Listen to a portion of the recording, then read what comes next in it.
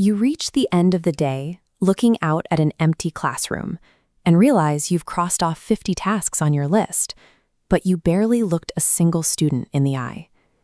Having more tasks than time is the standard experience for the modern educator. It is a persistent, shared reality, rather than a personal failure.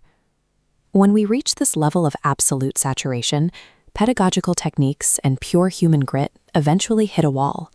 Human effort alone lacks the power to actually transform a student's life. In that state of survival, our identity begins to shift.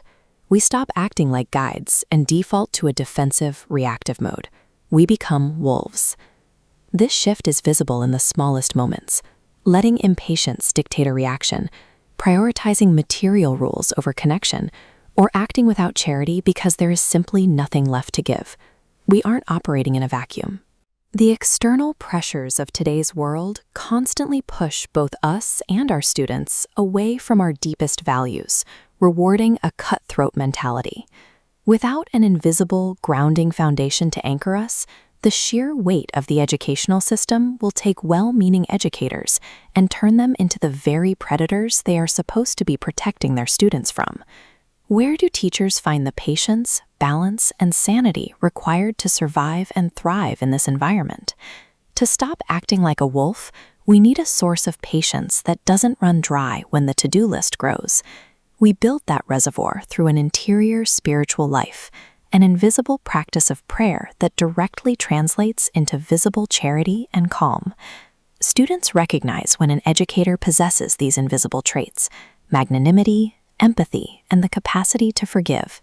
This pursuit of holiness is often misunderstood as a demand for a flawless, serene personality. If you want historical proof of that, look no further than Padre Pio. He was notoriously severe. He had a harsh temperament and was famously impatient. His very real, very human flaws were always part of the man. He succeeded because his active prayer life served as the fuel, channeling his imperfect personality toward the goal of saving souls.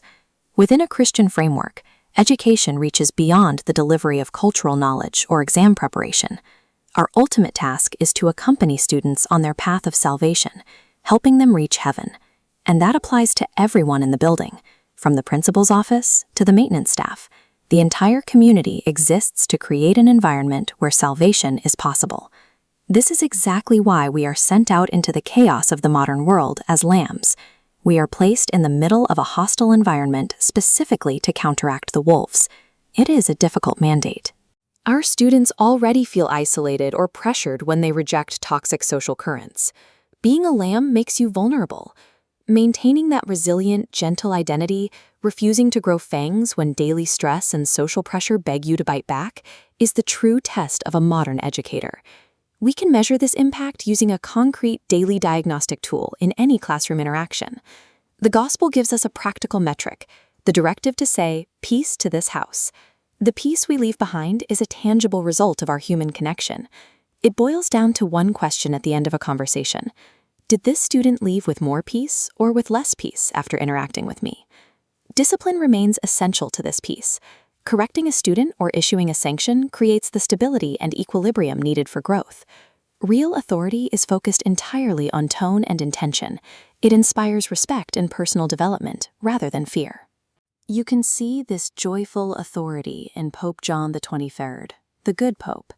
He focused simply on being a better human being, and in doing so, he managed to elevate the humanity of everyone who reached out to him. Regardless of your specific beliefs, the fundamental calling is to be the best human being possible, for the sake of the people sitting in your classroom. Work in such a way that years from now, your students remember you as someone who enriched their lives. Are you leaving them with peace?